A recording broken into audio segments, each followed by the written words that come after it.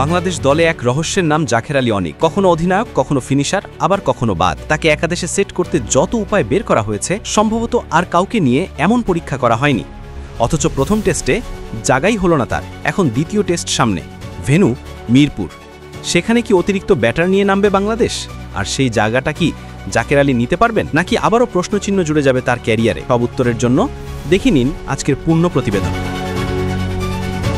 বাংলাদেশ ক্রিকেটে জাকের আলী অনিক নামটা এখন এক ধরনের রহস্যে পরিণত হয়েছে। কখনো তাকে অধিনায়ক বানিয়ে দলে জায়গা করে দেওয়া হয়, কখনো আবার শেষ দিকে ফিনিশার বানানোর চেষ্টা। যদিও স্বীকার করতেই হবে, কখনো কখনো তিনি সেই ভূমিকায় দারুণভাবে ম্যাচ শেষও করে দেন। কিন্তু তবুও তার ক্যারিয়ারের ধারাবাহিকতা প্রশ্নবিদ্ধ, বিশেষ করে সাম্প্রতিক পারফরমেন্সে। তাই আয়ারল্যান্ডের বিপক্ষে প্রথম টেস্টে তাকে একাদশে রাখা হয়নি। এখন সামনে দ্বিতীয় টেস্ট, ভেন্যু মিরপুর, শেরে বাংলা ক্রিকেট স্টেডিয়াম।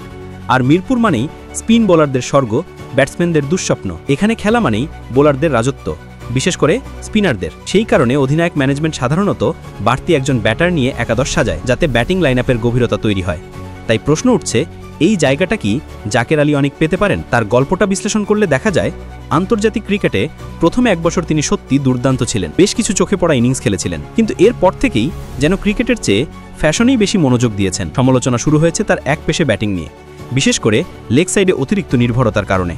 সবচেয়ে বড় কথা, সমালোচনা থেকে নিজেকে বদলানোর বদলে তিনি সেই একই ভুল আরও বেশি করতে শুরু করেছেন। সাফল্য আসার বদলে টিমকে বিপদে ফেলেছেন বেশ কিছু ম্যাচে। ফলাফল তাই হওয়াই স্বাভাবিক ছিল যে জাকের একসময় সব ফরম্যাটে অটো চয়েস ছিলেন, এখন তিনি 3 ফরম্যাটেই প্রথম একাদশের বাইরে। তবুও তাকে কোনো না কোনোভাবে দলে রাখা হতো। এমনকি ভয়াবহ এশিয়া কাপ ব্যর্থতার পরেও পরের সিরিজে তাকে খেলানো হয়েছিল অধিনায়ক করে। এতে স্পষ্ট যে ব্যবস্থাপনা এখনও বিশ্বাস করে তার সম্ভাবনায়। কিন্তু প্রশ্নটা এখন অন্য জায়গায়, এই বিশ্বাস টেস্ট দলেও বহাল থাকবে কিনা। দ্বিতীয় টেস্ট সামনে রেখে এই প্রশ্নই জোরালো হয়েছে, কারণ মিরপুরের স্পিন সহায়ক উইকেটে ব্যাটসম্যানদের জন্য কাজটা কঠিন হয়ে যায়। প্রথম টেস্টে দল মাঠে নেমেছিল 6 জন ব্যাটার নিয়ে, কিন্তু এবার স্পিনার প্রধান কন্ডিশনে 7 ব্যাটার নিয়ে নামতে পারে বাংলাদেশ। সিরাজের পাশাপাশি 3 জন জেনুইন বোলার খেলানোর সম্ভাবনা আছে, ফলে অতিরিক্ত ব্যাটসম্যান নেওয়ার সুযোগ তৈরি হচ্ছে। আর সেখানেই আলোচনায় এসেছে জাকের আলীর নাম।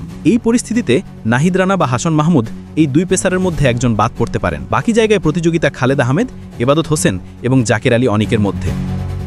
কিন্তু জাকেরের ক্ষেত্রে একটি সুবিধা আছে, সে ব্যাটিং অর্ডারে গভীরতা যোগ করতে পারে, যা মিরপুরে অত্যন্ত জরুরি। তবে সবচেয়ে বড় প্রশ্ন থেকে যায়, দলে সুযোগ পাওয়া মানেই কি তিনি নিজেকে প্রমাণ করতে পারবেন? টি-20, ওয়ানডে 2 ফরম্যাটে ব্যর্থতার ধারা চলছে। টেস্টে সেটা কাটিয়ে উঠতে পারবেন কিনা, সেটাই এখন দেখার বিষয়। সবশেষে মূল প্রশ্ন একটাই, দ্বিতীয় টেস্টে তিনি কি একাদশে সুযোগ পাবেন, নাকি আবারও অপেক্ষার প্রহরেই কাটবে তার সময়?